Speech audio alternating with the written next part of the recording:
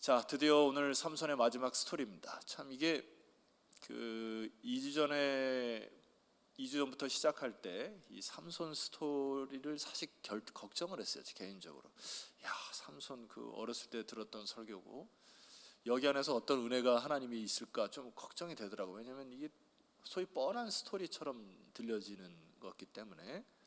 근데 말씀을 묵상하면 묵상할수록 굉장한 하나님의 메시지의 은혜가 담겨 있음을 보게 됩니다. 여러분 그러지 않으셨어요? 예. 오늘 마지막 스토리가 어떻게 될지는 여러분 이미 다 아시지만은 하나님께서 여기 숨겨놓으신 그리고 우리에게 말씀한 메시지를 붙드셔야 됩니다. 자, 마지막 스토리인데 스토리를 먼저 전개를 한번 해볼게요. 자, 15절 말씀. 들릴라가 삼손에게 이르되 당신의 마음이 내게 있지 아니하면서 당신이 어찌 나를 사랑하다 하느냐. 당신이 이로써 3번이나 나를 희롱하고 당신의 큰 힘이 무엇으로 말미암아 생기는지를 내게 말하지 아니하였도다 하며, 제가 예전에 표현했던 단어가 있습니다. 이 15절을 꼬실레이션이다 이렇게. 영어 단어는 없지만은 끊임없이 사탄은 우리를 꼬실레이션한다, 꼬신다. 16절 말씀을 보면은 날마다 그 말로 재촉하여 그를 재촉하여 조르매. 자, 줄을 한번 그셔야 될 것은 첫 번째 줄을 그셔야 될 것이 여기에요. 삼손의 마음이 번뇌하여 죽을 지경이라. 이 부분을 그셔야 됩니다. 왜 이거를 그셔야 되냐면은 타락의 끝판, 그 죄에 노출돼서 죄를 끝까지 가보게 되면은 쾌락에 빠진 영혼들이 끝판은 뭐죠? 마음이 번뇌하여 죽을 지경까지 갑니다.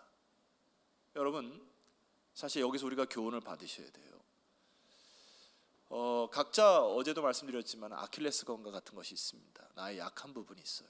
사단이 여러분을 그걸 치죠. 그럼 우리가 그것에 넘어가고 계속 그 길로 가시게 되면은 끝에는 마음의 번뇌로 인하여 죽을 지경까지 갑니다. 여러분 몸이 병에 걸려서 예를 들어 어디가 부러지거나 어디가 다치거나 하면은 우리가 빨리 병원에 가서 아프지만은 치료받으면 납니다. 몇 개월 가면 나요. 2, 3개월 치료받으면 납니다. 근데 마음은 그렇지가 않아요. 보이지도 않은데 우리 인간을 저 깊숙한 곳에서 죄의 그 찌름이 속에 그 뒤틀림이 엄청 그 고통이 있거든요. 이 삼손이 우리에게 말해주는 죄의 끝판, 마지막의 결로가 이것이에요. 오늘 이 방송을 듣는 사랑하는 우리 반석의 성도 여러분, 사단의 유혹에 넘어가서 있는 부분이 계실 거예요. 내가 먹어야 될 것, 먹지 못해야 될 것, 가야 될 것, 가지 못해야 될 것, 해야 될 것, 하지 말아야 될 것에 대해서 넘어간 부분들이 여러분 계속 달리고 계시다면 하나님 앞에 기도하셔야 됩니다. 하나님 끝나게 해주십시오. 나의 힘으로 안 됩니다. 그렇게 하셔야 됩니다. 자, 그래서 이제 삼손이 결과적으로 넘어가죠. 그래서 그녀에게 단서를 주게 됩니다. 자, 그 단서가 17절인데 또 둘을 끄셔야 될 것이 있어요. 삼손이 진심을 드러내어 그에게 이르되 내 머리 위에는 삭도를 대지 아니하였나니 이는 내가 모태에서 하나님의 나실인이 되었음이니라. 자, 여기 줄을 그셔야 될 것은 하나님의 나실인이 되었음이니라. 비로소 삼손이 정신을 똑띠 차리고 있죠. 정신이 확 들은 겁니다. 여러분 오늘날 우리에게 바로 이 의식이 다시 회복돼야 돼요. 오늘 제가 아침에 이제 기도하고 하나님께 기도하고 어제 일어난 사건, 그 오미크론 사건을 그 기사를 다시 조금 살펴봤어요. 그랬더니 이제 이것을 이제 전파를 할 수밖에 없었던, 그리고 그 기사를 이제 기자와 그 당사자와의 기자를 쭉 읽어보니까 이해는 갑니다만은 마음속에 그런 마음이 들어요. 내가 하나님의 백성이고 그리고 구별된 자로 세상과는 좀 다르게 살아야 하고 세상과는 언어와 행동을 달리해야 될 것이 아닌가. 그럼에도 불구하고 우리 그리스도인들은 끊임없이 이 세상의 사람들보다는 그래도 정직과 진실을 회복해야 되는 것이 아닌가. 언젠가부터 우리가 세상과 살아가면서 많은 부분들이 동화되어지고 그렇게 사는 것이 맞는 거야 라고 하는 느낌으로 살아와서 하나님이 원하시는 진정한 부흥을 일으키시려고 할 때에도 하나님이 성실하고 정직한 자를 찾아보기가 어려운 시대가 되지 않았나 싶습니다. 저는 이것을 누구에게 죄의 그 결과를 토스하려고 하는 마음이 아니라 이것을 우리가 받으셔야 됩니다. 우리는 이제 어떤 의식을 회복해야 되냐면은 여기 삼손이 내가 모태에서 하나님의 나실인이 되었다라고 하는 이 자아의 인식 말이에요. 어딜 가도 무엇을 하든지 우리가 이것을 선포해야 되죠. 나는 하나님의 자녀고, 아멘입니까? 하나님의 구별된 자고, 태초부터 하나님 우리를 택하셨고 그의 나라와 의를 이루기 위하여 우리를 택하신 이 거룩한 하나님의 백성임을 잊지 말으셔야 되죠. 이 과거에 내가 어떤 죄를 졌든 지금 그것이 중요한 게 아니고 그리스도의 믿음이라고 하는 것은 현재입니다. 바로 이 시간 나의 과거를 통하여 하나님이 무엇을 말씀하시는가 붙드시고 새로운 피조물로 거듭나는 저 여러분 되시기를 주 여러분으로 축원합니다. 선포합시다. 따라하세요. 나는 하나님의 자녀입니다.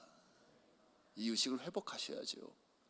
각 가정에서도 자녀에게 선포하세요. 자녀들은 부모에게, 부모들은 자녀에게. 따라합시다. 당신은, 엄마는, 아빠는, 우리 사랑하는 딸은, 아들은 하나님의 자녀입니다.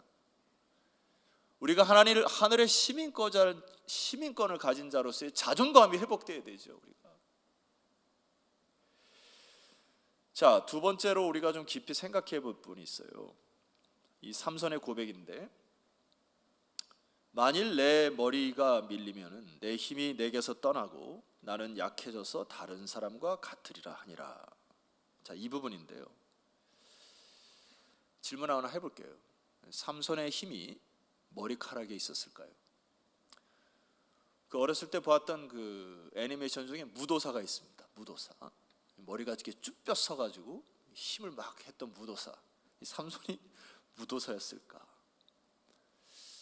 자, 여러분, 우리가 익숙해졌던 이 사실 자체를 성경을 통해서 재해석을 하셔야 됩니다. 저는 그렇게 보지 않아요. 왜냐하면은 한 가지 깊이 추정해 봐야 될 것이 나실인의 그 세 가지 규정이 있어요. 뭐죠? 부정한 것을 만지거나 먹지 말라. 머리를 삭도에 대지 말라. 그 다음에 독주를 마시지 말라. 포도주나 독주를 마시지 말라. 이게 정결 규례잖아요. 자, 그런데 삼손이 이전에 죽은 사자의 몸에서 뭘 먹었죠? 꿀을 먹었습니다. 그럼 이미 부정한 것을 만졌고 부정한 것을 접했어요. 이미 이것을 범한 거죠. 그럼 어떻게 됩니까? 나시린으로서 힘이 빠졌어야 돼요. 그런데 여전히 힘이 살아 있습니다. 삼손에게. 자, 여기서 하나 또 얘기할 수 있고, 자, 19절로 한번 내려가시게 되면은 들릴라가 삼손에게 자기 무릎을 베고 자게 하고, 물론 들릴라가 꼬실레이션을 해가지고 삼손을 자기 무릎을 베게 하는 단계까지 갔습니다만은 너무 삼손은 무방비 상태입니다. 만약에 머리카락에 힘의 근원이 머리카락에 있었다면은 아무리 미련한 자라고 하도, 여러분 제가 삼손을 다시 재정비합니다. 삼손이 미련한 자가 아니에요. 시를 얘기하고 또 전략과 지략이 있는 자입니다. 아무리 무식한 자더라도 이렇게 무방비로 여인의 무릎에 잘 리가 없어요. 왜 그러면은 이렇게 잤을까? 이 여인의 그 유혹에 넘어가서 눈이 멀었던지 영적 분별력이 없던지 하는 것이지 머리카락에 힘이 있다고 생각한 건 아닌 것 같습니다. 자, 분별력을 잃어버린 삼손이, 자, 하반절 19절 하반절 보세요. 사람을 불러 그의 머리털 7가닥을 밀고 괴롭게 하여 본즉 그의 힘이 없어졌더라. 목사님 보세요. 머리카락을 자르니 힘이 없어졌잖아 이렇게 하지만은 그 다음 구절을 보셔야 됩니다. 20절 보세요. 들릴라가 이르되 삼손이여 블레셋 사람이 당신에게 들이 닥쳤느니라 하니 삼손이 잠을 깨며 이르기를 내가 전과 같이 나가서 몸을 떨치리라 하였으나, 그 다음 메시지를 같이 선포해야 됩니다. 시작. 여호와께서 이미 자기를 떠나신 줄을 깨닫지 못하였더라. 여러분, 힘의 근원이 어디 있었을까요? 여호와가 함께 계실 때는 힘이 있었고요, 여호와가 떠날 때는 힘이 빠진 겁니다. 그 절저한 타이밍이 내가 나시든으로서 하나님의 백성의 이 정체성을 잃어버렸을 때 힘이 떠난 거예요. 마지막에 제가 하나를 더 여러분에게 증거를 대보도록 하겠습니다. 자, 이 결과로 하나님이 오늘 이 삼손을 통해서 우리에게 하고자 하는 메시지가 있어요. 하나님의 능력이 머무는 것은 우리의 외적 조건이나 내가 자기의 의나 혹은 자기의 공로나, 그래서 외적으로 드러난 것에서 하나님의 능력이 나타나는 것이 아니에요. 말씀을 삼손을 통해서 쭉 보니까 이 하나님의 능력은 어디서 나냐면은 내면에서부터 시작이 됩니다. 여러분 착각하시면 안 됩니다. 내가 가진 스펙이나 내가 가진 재물이나 내가 가진 어떤 지위나 여기에서 하나님의 능력이 나타나는 게 아니에요. 철저히 내면 속에 하나님과의 관계 속에서 내가 살아가는가, 여기에 능력이 있더라고요. 이게 삼손에 통해서 우리에게 주는 메시지입니다. 자, 이 부분은 예수님께서도 제자들을 파송하시면서 마태복음 28장 20절에 이렇게 말씀하셨어요. 내가 너에게 분부한 모든 것을 가르쳐 지키게 하라. 볼지어다 내가 세상 끝날까지. 다 같이 노란 부분 함께 읽겠습니다. 시작. 주님이 제자들에게 능력을 주실 때 부탁한 메시지가 뭐예요? 내가 너희와 항상 함께 있을 때 하늘의 권세와 능력을 가지실 것이다. 오늘 우리는 너무나 많은 부분을 착각하며 삽니다. 하나님의 은혜를 받았다고 하는 증거를 자꾸 외적 조건이나 외적 형편이나 상황을 통하여 자기의 신앙을 비춰봐요. 아니요. 예수님의 제자들이 이 세상을 주의 말씀으로 섬기고 하나님의 성령으로 섬길 때 그리스도와 동행하는 이 관계성을 통하여 하나님 나라가 확장됨을 믿습니까? 오늘 이 아침에 우리가 철저히 기도해야 될 부분이 바로 이 부분입니다. 하나님과의 깊은 관계성, 이 샘적 언어의 이 함께라고 하는 것은 바로 이 관계를 나타나는 것입니다. 삼손이 하나님과의 관계가 끊어지니까 힘이 사라진 거예요. 머리카락이 잘렸다고 힘이 사라진 게 아니고 하나님의 영이 떠나니까 하나님의 능력을 사용할 수 없는 겉껍데기의 인생으로 삼손이 변하게 된 것입니다. 여러분, 우리는 그리함으로 이 아침에 자꾸 여러분의 인생 가운데 나의 외면적인 화려함이나 나의 인생에 내가 갖고 있는 이 소유나 내가 있는 지위를 자랑해서는 안 됩니다. 이 외적인 것을 자꾸 자랑하거나 이것을 보여주려고 하면 하나님의 능력이 떠나는 거예요. 삼손처럼. 삼손이 무엇을 붙들었던 겁니까? 평생 동안 나의 힘, 나의 지혜, 나의 전략을 자랑하다가 이제 마지막에 인간적인 눈으로 보면 패망의 길을 가는 것이 바로 삼손이에요. 자, 그런데 하나님이 삼손을 통하여 삼손을 만들어 가시고 다루시는 장면이 있습니다. 21절 말씀 보세요.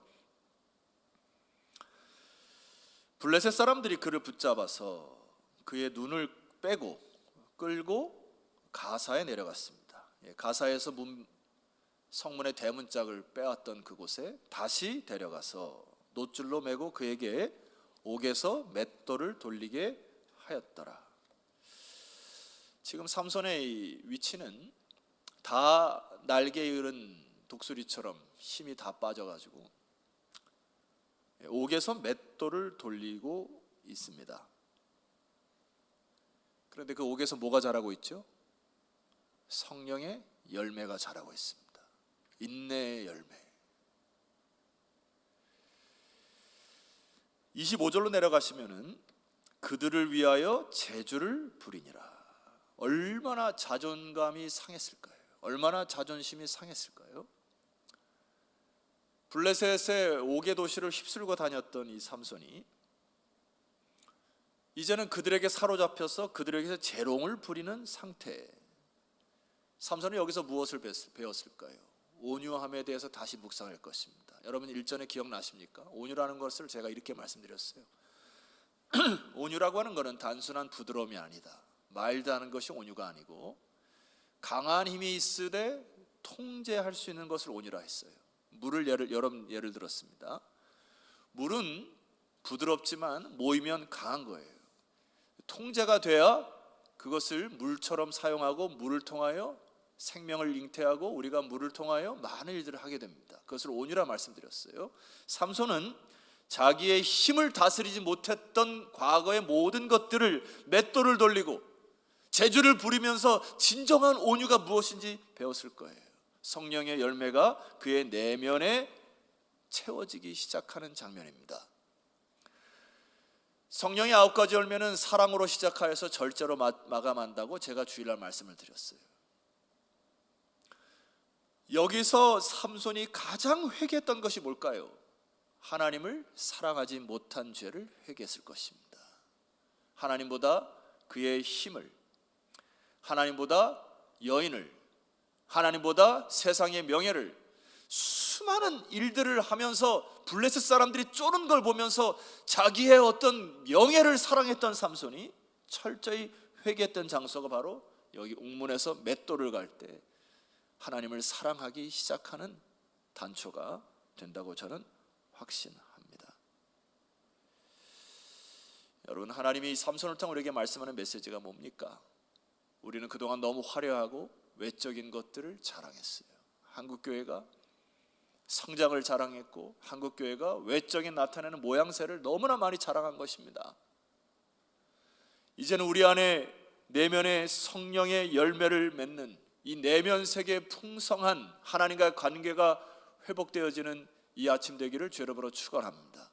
사랑하는 자녀들과 주일학교의 교사 선생님들, 구역장님들, 리더십들 부탁합니다. 교회가 내년에 교회 건축을 앞두고 있습니다만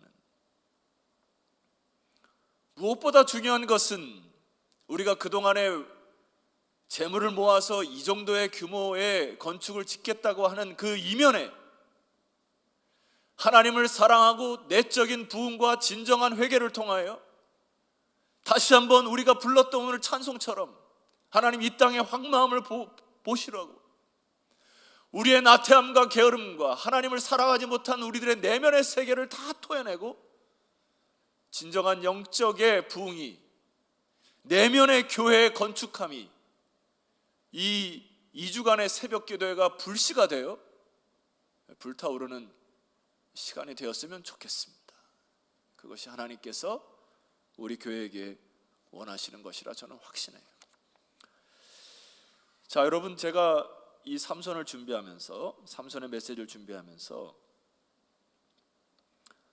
삼손이 이제 하나님을 사랑하고 말씀을 다시 사랑하면서 떠올랐던 내용이 있을 겁니다. 외적인 화려함과 자기의 힘을 의지했던 삼손이 이제 정신을 차리고 모세오경에 기록된 자기가 나시린으로 살아왔던 그 나시린의 규정을 다시 떠올리면서 회개했을 거예요.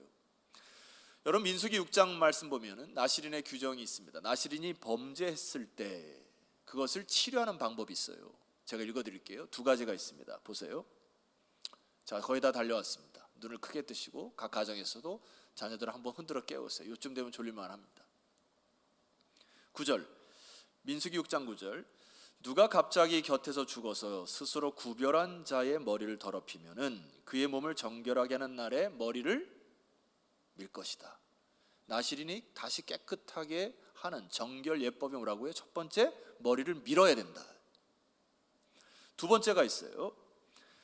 10절, 8째 날에 산비둘기 2마리나 집비둘기 새끼 2마리를 가지고 회막문에 와서 제사장에 주어서 속죄제와 화제로, 속죄제와 번제로, 화목제로 하나님께 드리는 제물에 대한 규정이 있습니다. 삼손이 이것을 깨달은 거예요. 나시린으로서 태어났지만은 부정하고 더러워진, 그리고 일반 사람과 같이 살았던 이 죄악들을 하나님 앞에서 나시린의 깨끗함의 규정을 통하여 하나님 앞에 다시금 정결케 되는 예식을 깨달은 거예요. 이미 머리는 밀렸습니다. 그러면 해야 될 것이 뭐지요? 속죄제, 하나님께 속죄제로 드리는 일만이 남았어요. 그래서 삼손이 결단을 하는 장면이 오늘 본문에 나와 있습니다. 28절이에요. 여러분, 설교를 이제 제가 한 장이 남았네요. 끝낼라 했더니 여기 28절을 여러분 주목하셔야 됩니다. 이 부분은 제가 읽어드릴게요. 줄을 끄셔야 될 부분이 있어요. 삼손이 여호와께 부르짖어 이르되 주 여호와여 구하옵나니.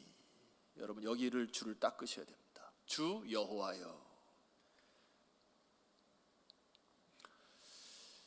이것은 이번 남은 주일까지 그냥 암송하면 다녔으면 좋겠어요. 삼손이 하나님 앞에 두 가지를 기도합니다. 첫 번째는 주 여호와여 구하옵나니. 여기 주라고 하는 단어는 히브리 단어의 아도나이라는 단어입니다. 아도나이라고 하는 단어는 아돈이라는 단어에서 나왔는데 이제 소유격을 써가지고 나는 주의 것, 나는 철저히 주님의 소유자, 주님의 소유, 주님은 나의 주권자, 이런 뜻이에요. 아도나이. 삼손의 입에서 처음 나온 단어입니다. 두 번째 하나님 뭐라고 부릅니까? 여호와여. 이 여호와는 언약과 관계된 말씀이라 말씀드렸습니다. 삼손이 이제 민수기 6장의 나실인의 그 정결 예법, 하나님을 떠나 자기의 힘과 주먹을 자랑했던 그의 삼손이 이제 모든 것을 잃고 내면에 하나님을 사랑하기 시작하자 비로소 믿음의 고백이 터지기 시작하는 거예요. 여호와께 부르짖되 아도나이 주여 나의 주 나의 하나님이여 구하옵나니. 뭘 구하고 있습니까? 이번만 나를 강하게 하옵소서. 22절에 보면은요, 22절로 올라가 보세요. 거기 보면은 마지막에 복선을 하나 깔아놓은 것이 있어요. 그의 머리털이 밀린 후에 다시 자라기 시작하니라. 머리카락이 이미 자랐어요. 그렇다면 삼손은 하나님께 부르짖지 않고 머리카락에 힘이 있었다면 그냥 나가면 됩니다. 그런데 힘의 근원이 어디 있다고 강하게 회개하고 부르짖은 것입니까? 하나님께 있었구나. 나의 이 모든 능력이 하나님께 있었구나.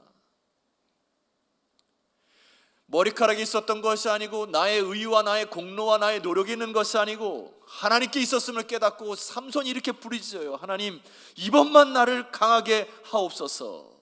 나의 두 눈을 뺀 블레셋 사람에게 원수를 단번에 갖게 하옵소서. 이것은 개인적인 복수의 고백이 아닙니다. 하나님의 영광을 위하여 나의 남은 인생 하나님 드리겠사오니, 속죄제로 드리겠사오니 받으셔서 저를 통하여 주의 나라를 거룩해 하옵소서. 삼손 다음이 회복된 것이죠. 이것이 바로 그리스도인 다음입니다. 하나님에게 모든 것이 있고 하나님으로부터 새로운 힘과 용기를 받아 안는 것, 이것이 바로 그리스도인들이에요. 아멘입니까? 하나님과의 관계가 회복될 때 그리스도인 다운 것입니다. 29절 말씀 읽을게요. 삼손이 집을 버틴 두 기둥 가운데 하나는 왼손으로 하나는 오른손으로 껴 의지하고. 30절 삼손이 이르되 블레셋 사람과 함께 죽기를 원하노라 하고 힘을 다하여 몸을 굽히매 그 집이 곧 무너져 그 안에 있는 모든 방백들과 온 백성에게 덮이니 삼손이 죽을 때에 죽인 자가 살았을 때에 죽인 자보다 더욱 많았더라. 나실인으로서 자신을 속죄제로 드리고 이제 하나님의 임무를 완수했습니다. 축구 얘기를 다시 한번 하죠. 결론을 내리면서 삼손의 스토리는 전반전 참패, 후반전도 별 다를 게 없었지만 마지막에 대역전극을 이룹니다. 하나님과의 관계가 회복되니 대역전극으로 승리하며 인생을 마쳤다, 저는 확신합니다. 오늘 우리 사랑하는 반석의 성도들이 하나님의 능력에 힘입어 관계를 회복하여 승리의 인생이 되기를 주의 이름으로 축원합니다. 두 가지만은 여러분 마음속에 묵상하고 기도했으면 좋겠어요. 첫 번째는 이 모든 삼손의 스토리를 보시게 되면은 처음에 삼손이 태어날 때부터 지금 삼손이 죽을 때까지 보이지 않는 하나님의 손이 삼손을 이끌어 가시는 것이 보이십니까? 사사기 13장 5절 말씀 보니까 삼손을 처음 하나님 택했을 때 저 노란 글씨를 보셔야 돼요. 화면을 보십시다. 그가 블레셋 사람의 손에서 이스라엘을 구원하기 시작하리라 하시니라. 삼손을 들어서 삼손이 그 나라를 다스린 것 같지만은 삼손을 통하여 하나님이 블레셋에서 구원하시기 시작하는 하나님의 보이지 않는 손을 보셔야 돼요. 비록 우리가 때로 넘어지고 타락하지만은 이 하나님의 보이지 않는 손을 의지하여 다시 일어나셔야 하는 겁니다. 아멘입니까?